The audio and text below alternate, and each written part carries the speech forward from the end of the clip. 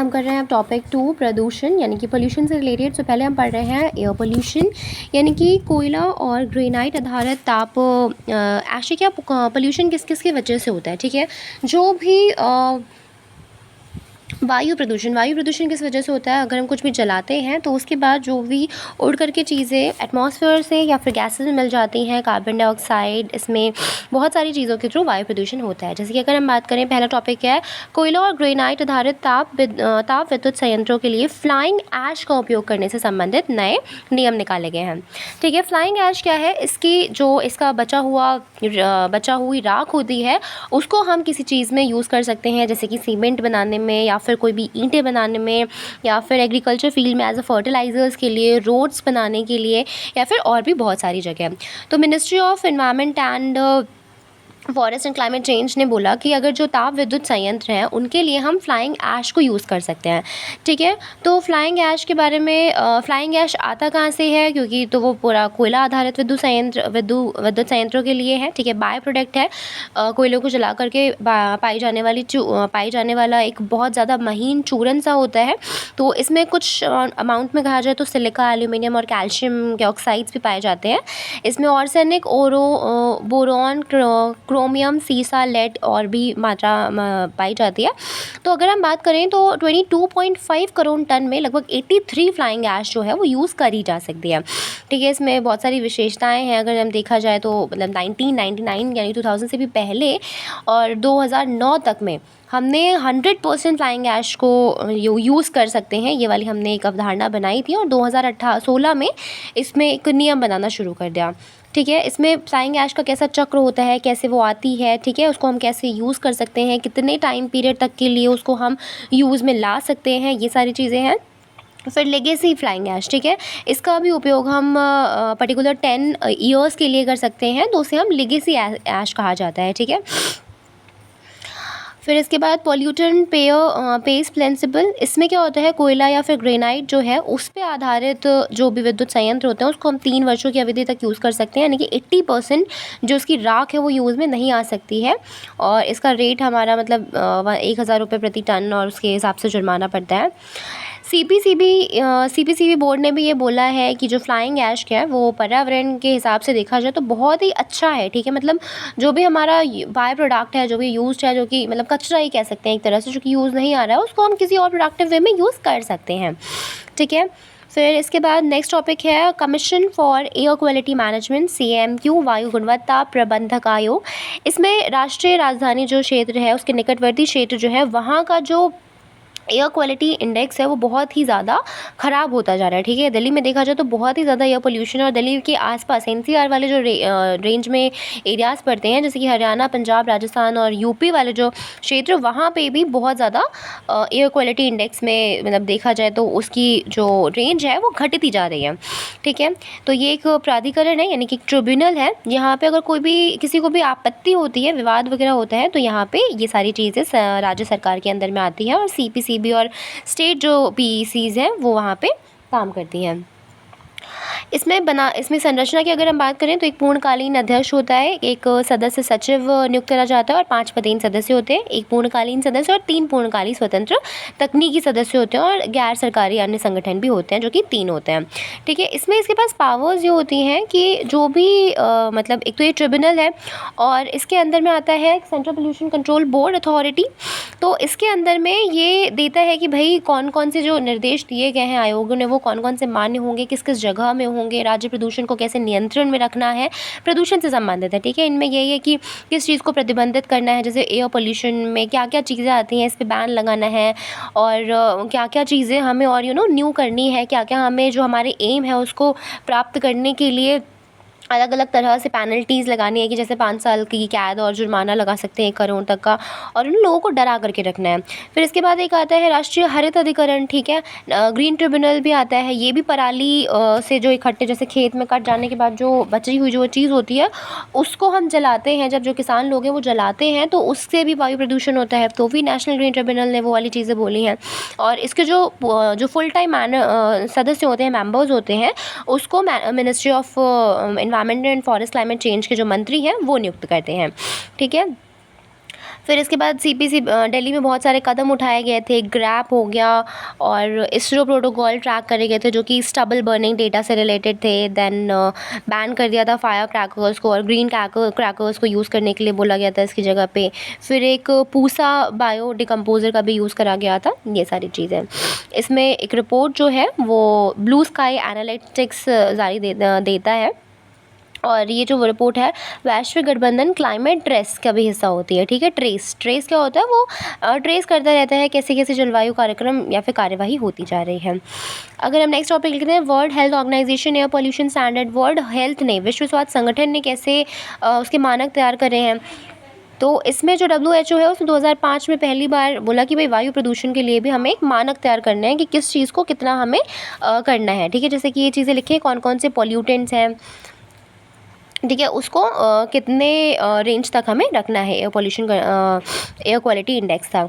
तो 1987 में ये सारी चीज़ें निर्देश जारी करे गए थे और उसके बाद इसमें और ज़्यादा इम्प्लीमेंट करता गया। ठीक है, 2006 में इसमें एक अपडेट जारी करा गया था 2005 की रिपोर्ट में। फिर इसके बाद वायु गुणवत्ता देखने के लिए ये सारी चीज़ें करते गए और ये भी जो है वो एक लाभकारी संगठन ही कह सकते हैं।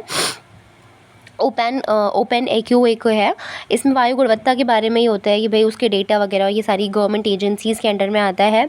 इसमें सहायता करने वाले जो लोग हैं इसकी निगरानी के लिए एक तो केंद्रीय प्रदूषण नियंत्रण बोर्ड है, राज्य प्रदूषण नियंत्रण बोर्ड है, प्रदूषण नियंत्रण समितियाँ हैं और राष्ट्रीय पर्यावरण इंजीनियरिंग अनुसंधान संस्थान नागपुर है।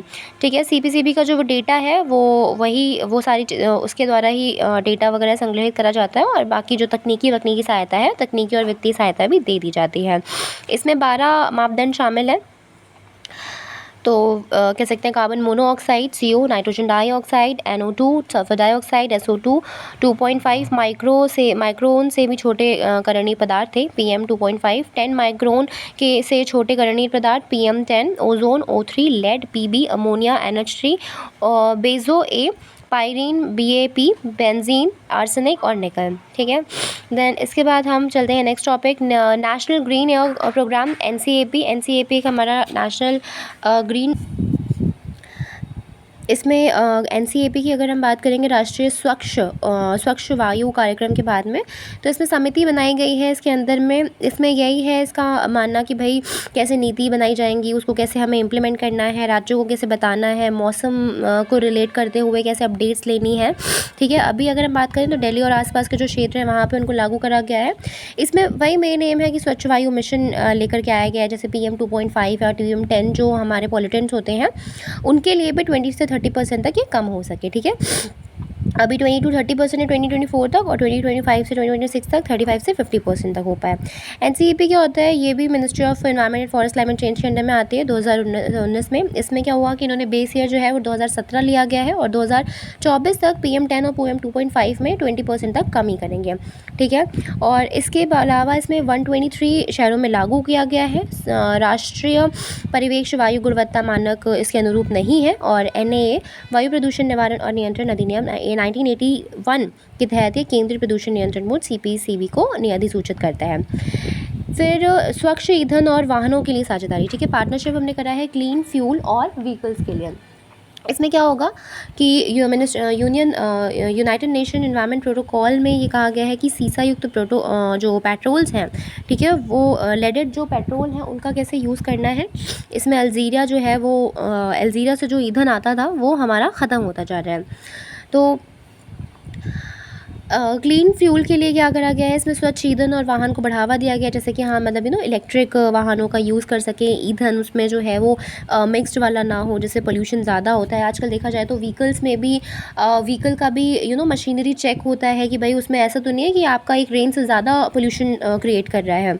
ठीक है, सीसा युक्त पेट्रोल क्या होता है, जिसमें कि टेट्रा इराइनल लेड TEL नहीं होता है या फिर ऑर्गेनिक लेड का उपयोग नहीं किया जाता है, मतलब करा जाता है। ठीक है, इसमें टेट्रा एविल लेड क्या होता है, ये एक रंगहीन होता है और 1921 में इसे अपस्फोटक विरोधी एंटी नॉक के गुण के बारे में बताया गया था। सीसा युक्त क्या होता है, ये लेडेड पेट्रोल होता है। इसमें ऑक्टेन रेटिंग सुधारी जाती है और इसमें इंजन की जो क्षति है, जैसे इंजन जो डैमेज होता जा रहा है वो थोड़ा सा कम होता है और इसमें एनर्जी और उसकी जो पावर है वो भी कम वो होती है। फिर ये टेट्रा एथिल एसिड का हमें अच्छे से देखना है। और इसकी वजह से बहुत सारे रोग हो सकते हैं। उसमें क्या है, कैंसर आ सकता है, हृदय रोग आ सकते हैं, हृदयाघात हो सकता है और भी बहुत सारी चीज़ें पोल्यूशन की वजह से, तो हमें पता ही है। फिर नेक्स्ट वाटर पोल्यूशन और इसका कंजर्वेशन। इसमें हम क्या कर सकते हैं, गंगा बेसिन की बात करी गई है। गंगा बेसिन में इसमें जो जल संवेदनशील बनाने के लिए हमने बहुत पहल करी है, making water sensitive cities in Ganga basin. ठीक है, इसके लिए क्या कहा गया है कि विज्ञान और पर्यवेक्षण केंद्र जो है उन्होंने राष्ट्रीय स्वच्छ गंगा मिशन NMCG को शुरू करा गया था। National mission for Ganga clean क्या था, इसमें एक सोसाइटी पंजीकरण अधिनियम के तहत 1860s में आया था, एक सोसाइटी थी। तो ये क्या था इसका काम कि गंगा को कैसे हमें जिला समितियों, जो राज्य समितियाँ उसके साथ मिलकर के कैसे हमें काम करना है, उसको साफ़ करना है। ये एक पहल करी गई थी जो जैसे संवेदनशील शहर है जहाँ पे बहुत ज़्यादा पोल्यूशन है, वाटर पोल्यूशंस हैं और और वहाँ पे लोगों बहुत ज़्यादा बीमार पड़ रहे हैं। आसपास के जो स्लम्स और इंडस्ट्रीज़ का पोल्यूटेंट्स आ रहा है। और गंगा नदी पवित्रता के नाम पे बहुत ज़्यादा होली रिवर है, लेकिन तब भी बहुत गंदी मानी जा रही है, तो उसको हमें साफ़ करना है। ठीक है, इसमें नमामि गंगे मिशन एक राष्ट्रीय स्तर पर आया गया था, उसमें अमृत और स्मार्ट सिटी को अपनाया गया था।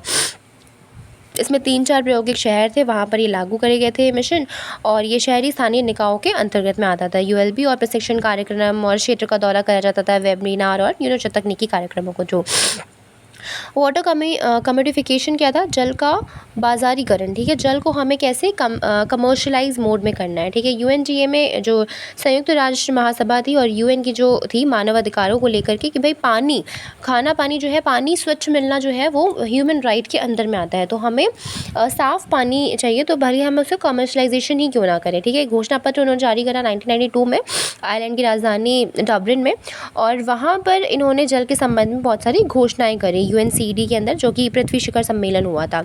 उसमें इन्होंने बोला कि जो जल की महत्वता के बारे में बताया गया कि भाई जो जल है वो लोगों के लिए कितना ज़्यादा इम्पोर्टेंट है, तो उनके पास ये राइट होना चाहिए कि उनको साफ़ पानी मिल सके।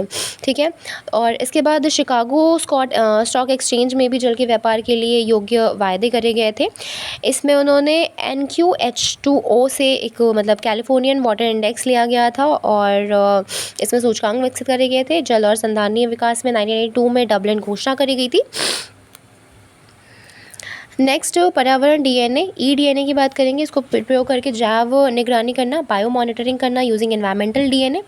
एनवायरमेंटल DNA क्या होता है, एनवायरमेंटल DNA से हम पहले बायो मॉनिटरिंग क्या होती है, निगरानी कैसे कर सकते हैं हम, जैव निगरानी कैसे होगा, जैसे जो पारिस्थितिकी तंत्र है, जैव विविधता है, प्राकृतिक परिदृश्य में जो घटक जारी परिवर्तन है और जो भी उसमें हमें देखना है। ठीक है, कैसे आबादी है, कैसे प्रजातियाँ डेवलप हो रही हैं, वो सारी चीज़ें हमें कैसे करनी है। तो इसके लिए एक स्थानीय कार्बनिक प्रदूषक होगा, और वो व्यावसायिक और पर्यावरणीय जोखिम का अध्ययन करते हुए जैव नागरिकों को एक अनिवार्य रूप से प्राधिकरण बन जाएगा। इसमें जीनोमिक यानी कि DNA के विपरीत होता है। ठीक है, ये पूरे डायरेक्ट इसमें नमूना लिया जाएगा। इसमें जैसे कि हम बताते हैं, जैसे देख सकते हैं कि जो भी जीव है उसकी त्वचा, स्किन या फिर उसके मल से रिलेटेड या बाल वगैरह, कोशिका सामग्री, किसी भी चीज़ से उसको हम कर सकते हैं एनालिसिस। eDNA क्या होगा, eDNA के माध्यम से कैसे करा जाएगा, जैसे कुछ भी उसका जैसे त्वचा है, मल है, पानी है, जो भी उसके बैक्टीरिया वगैरह हैं, उसको हम उसकी विशेष जानकारी लेंगे, उसके देखेंगे कि भाई उसमें क्या क्या कौन कौन से इंडिग्रेंट्स हैं, और उसके हिसाब से हम चार्ट्स बनाएंगे। अब इसका लाभ क्या होगा कि ये तो एकल मात्र आसान है, सबसे ज़्यादा ईजी मैथड है। इसमें 4 ऑक्स का नमूना लिया जाएगा और DNA में कैप्चर करा जाएगा। फिर इसके बाद इसमें अलग अलग प्रजातियों के बारे में एनालिसिस करा जाएगा, और इसमें क्या होगा कि वन्यजीव मारने, उसमें क्या है बेसिकली लोगों को मारने की ज़रूरत नहीं, कि एनालिसिस करना है तो उनको मारना ही पड़े, उनका कोई भी एक पार्ट लेकर के, कुछ भी लेकर के उनका एनालिसिस करा जा सकता है। फिर इसके बाद उसके हिसाब से फ़िल्टर, सीवेज या जो भी चीज़ें करनी है उनको हम कर सकते हैं। जल संरक्षण और प्रबंधन से संबंधित सुर्खियों में रहने वाली पहल कौन सी है, AIM, ICDC, water innovation challenges. देखिए, नीति आयोग इसको स्टार्ट करता था अटल नवप्रवर्तक मिशन के अंदर में। इसमें इनोवेशन सेंटर डेनमार्क के अंडर में साझेदारी करी थी नीति आयोग ने क्या करा, मिशंस जो करे थे अटल नवप्रवर्तक मिशन, उसके साथ में इन्होंने इनोवेशन सेंटर डेनमार्क करा था। इसमें नेक्स्ट जनरेशन वाटर एक्शन करा। इसमें इन्होंने बहुत सारे इनके थे कि भाई ग्रामीण और शहरी शहरों में कैसे वर्षा के जो जल है उसको कैसे हम संचलन कर सकते हैं, ग्रामीण क्षेत्रों और शहरी बस्तियों में कैसे अपशिष्ट जल प्रबंधन कर सकते हैं, रिसाव की निगरानी और रोकथाम कर सकते हैं। Then united nation global compact CEO water mandates, ये भी NTPC के अंडर में आता है। इसमें 2007 में इसको स्टार्ट करा गया था। ये भी रिवर बेसिन से रिलेटेड है। ओशन क्लीनअप में इसमें ओशन को कैसे क्लीन करना है, पैसिफिक गार्बेज पैच के जो अपशिष्ट हैं उसको कैसे लेना है, जो प्रशांत महासागर है वहाँ से, उत्तरी प्रशांत और क्योंकि उत्तरी प्रशांत जो है वो उष्णकटिबंधीय उससे घिरा हुआ है। इंदौर भारत का प्रथम वाटर प्लांट शहर कैसा है हमारा, ये इंदौर को सबसे अच्छा मतलब स्वच्छ सर्वेक्षण शहर के अंदर में सबसे पहली सिटी मानी गई है। तो यहाँ पे भारत का पहला वाटर प्लस शहर घोषित करा गया था इसको, और ये संपूर्ण अपशिष्ट जलों के लिए होगा, ठीक है। इसमें सफाई, स्वच्छता, कार्मिका, इसकी हर एक चीज़ में ये नंबर 1 में है।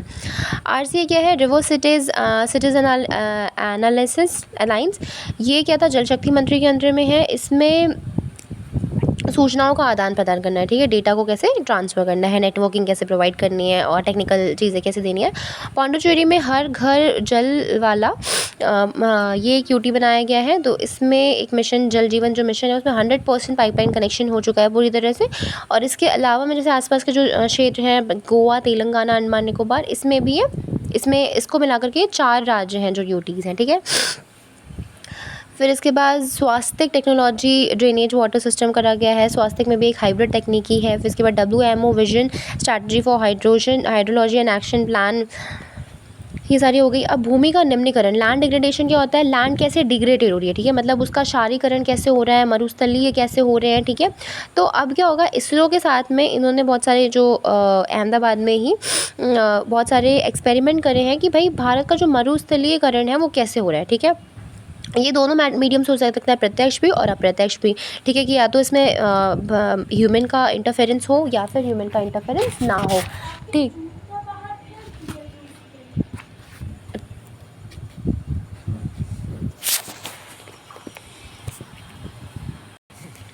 फिर इसमें प्राकृतिक चालक भी हो सकता है, जैसे कि मतलब हवा के थ्रू हो सकता है, जल अपरदन नदी वदी से हो सकता है, रासायनिक केमिकल के थ्रू हो सकता है, भौतिक जलावाव खनन के वगैरह से हो सकता है, जंगल में आग लग जाए, चक्रवात हो जाए, सूखा पड़ जाए, फर्माफेस्ट के पिघलने से भी हो सकता है। अगर मानव निर्मित की बात करेंगे तो कृषि और उससे संबंधित जो गतिविधियाँ होंगी, मतलब उसमें यूट्रिफिकेशन या फिर हम स्थानांतरण की कृषि यूज़ करेंगे, जनसंख्या की वजह से भी, क्योंकि जनसंख्या मानव निर्मित ही है। पशुधन चराई बहुत ज़्यादा ओवर ग्रेसिंग हो, फिर उसके बाद खनन वगैरह की कटाई, वनों की कटाई, जलवायु परिवर्तन और प्रदूषण की वजह से, ठीक है। भूमि निम्नीकरण तटस्थता क्या होती है, लैंड डिग्रेडेशन, न्यूट्रलिटी वाली स्थिति क्या होती है, जहाँ पे जो खाद्य सुरक्षा को बढ़ाने के लिए हम भूमि के संसाधनों और उसकी मात्रा की गुणवत्ता पे ही पूरी तरह से स्थिर रहते हैं, ठीक है। अब इसमें क्या होगा, भूमि निम्नीकरण और मारुति स्थल के हमारे प्रभाव क्या होंगे, हमारे ये प्रभाव होंगे कि भूमि की गुणवत्ता बहुत कम हो जाएगी। इससे खाद्य सुरक्षा में भी बहुत ज़्यादा वो आएगी, एग्रीकल्चर इतना हमारा नहीं हो पाएगा, फिर सेल्फ सफिशिएंट नहीं हो पाएगी, जल संचय की मात्रा कम हो जाएगी, बहुत ज़्यादा तनाव हो जाएगा, ठीक है, खाना वाना कम होगा तो पशुओं को भी दिक्कत होगी, जल आपूर्ति नहीं हो पाएगी, ये सारी चीज़ें। इसके अलावा इसके पर्यावरणीय प्रभाव भी ऐसे ही होंगे कि भाई जैव विविधता में तीव्र कमी आएगी, और फिर green house gas, ozone depletion, खतरनाक लोग जिएंगे नहीं, ये वाली सारी चीज़ें। नेक्स्ट फिर इसके बाद आता है प्लास्टिक पोल्यूशन क्या है, भारत प्लास्टिक समझौता करा गया है, ये करा गया है। अब प्लास्टिक क्या एक सर्कुलर सिस्टम है, ठीक है, तो इसमें प्लास्टिक समझौता ये करा गया है कि इसमें world wide fund for nature India और भारतीय उद्योग परिसंघ CII के साथ इन्होंने स्टार्ट करा था। ये लीनियर और सर्कुलर जो चीज़ें हैं उसको लेकर के करा गया था, जिसमें कि एलन मार्कर अर्थर फाउंडेशन में एक नई प्लास्टिक अर्थव्यवस्था को बोला गया, ठीक है। इसमें क्या बोला कि प्लास्टिक जो है वो कभी भी अपशिष्ट नहीं हो सकती, कि भाई वो उसको डालो तो वो पिघल जाए या बाद में डिग्रेड हो जाए, ठीक है। तो इसके लिए उन्होंने समझौता करा, जो बड़ी बड़ी कंट्रीज़ हैं, UK, अफ्रीका, ऑस्ट्रेलिया, इन सारी जगहों पे। ये सबसे पहले UK में लॉन्च हुआ था 2018 में, ठीक है। इसमें संशोधन में क्या था, अभी ये संशोधन करा गया 2021 में। 21 में ये था कि ministry of environment forest climate change के अंडर में आता है प्लास्टिक अपशिष्ट प्रबंधन संशोधन नियम 2021 था। इसमें इन्होंने जो प्लास्टिक वाली जो वस्तु है उसको पूरी तरह से प्रतिबंधित कर दिया। इस संशोधन में इन्होंने एकल उपयोग वाली प्लास्टिक यानी कि 1 यूज़ प्लास्टिक जो होती है SUP, वो वाली ऐसी प्लास्टिक लाने को बोला गया है कि जो भाई एक बार यूज़ कर सके और उसके बाद उसको एक बार प्रयोजन के बाद उसे एक बार ही यूज़ करा जा सके। इसमें अभी 2021 में संशोधन आया था, जो पहले का 2016 था प्लास्टिक अपशिष्ट प्रबंधन नियम, उसको 2018 में संशोधित करा। फिर उसके बाद 2022 तक 1 जुलाई 2022 में ये सारी चीज़ें प्रोहिबिट कर दी गई कि भाई जो पॉलीस्टीरीन है और एकल उपयोग वाली प्लास्टिक वस्तुएँ हैं, कंपोस्ट योग्य प्लास्टिक वस्तुओं से बनी हुई चीज़ें लागू नहीं होंगी। ठीक है, प्लास्टिक की मोटाई कितनी होगी? 30 सितंबर 2021 में ये भी मापदंड तय कर दिया गया था कि भाई इसकी जो मोटाई है वो 50 माइक्रोन से बढ़ा करके 75 माइक्रोन कर दी गई थी। ठीक है, और 31 दिसंबर 2022 में से 120 माइक्रोन कर दिया जाएगा। फिर विस्तारित निर्माता उत्तरदायित्व की बात करेंगे, एक्सटेंडेड प्रोड्यूसर रिस्पॉन्सिबिलिटी ईपीआर की। तो इसमें 2016 में पैकेजिंग वगैरह को लेकर क्या अधिनियम थे कि भाई जो भी निर्माता आयात या फिर ब्रांड का स्वामी है, वहाँ पे उसके पास ये रिस्पॉन्सिबिलिटी होगी कि भाई पर्यावरण को कोई नुकसान तो नहीं हो रहा है। तो इसको 2021 में एक बिल भी पेश करा गया था। इसकी जो एजेंसी है वो सेंट्रल पोल्यूशन कंट्रोल बोर्ड है। इसमें वो निगरानी करती है और प्रतिबंध करती है कि भाई ऐसा करना है या फिर ऐसा नहीं करना है।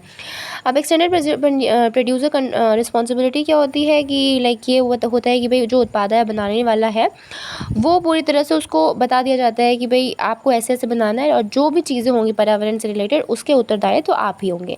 ठीक है, इसको जो प्लास्टिक अपशिष्ट प्रबंधन संशोधन नियम 2016 थे उसमें प्रस्तुत करा गया था और ministry of environment and forest climate change के अंडर में आती है।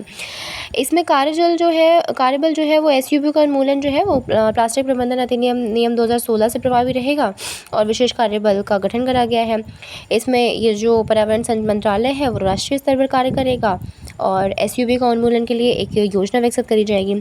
प्लास्टिक कचरे से निपटाने के लिए कुछ पहल रहे थे जो कि सुर्खियों में थे। एक तो अनप्लास्टिक कलेक्टिवनेस, फिर इसके बाद ग्लोटल पार्टनरशिप प्रोजेक्ट, यूएनडीपी का प्लास्टिक अपशिष्ट था। ये सारी चीज़ें हमारी प्लास्टिक से रिलेटेड प्रोग्राम थे। प्लास्टिक वेस्ट मैनेजमेंट प्रोग्राम 2018 से 2024, यूनिक्रॉम अफ्रीकन ब्रोने बोर्ज, देन उसके बाद ज़ीरो वेस्ट सिटी चैलेंजेस, फिर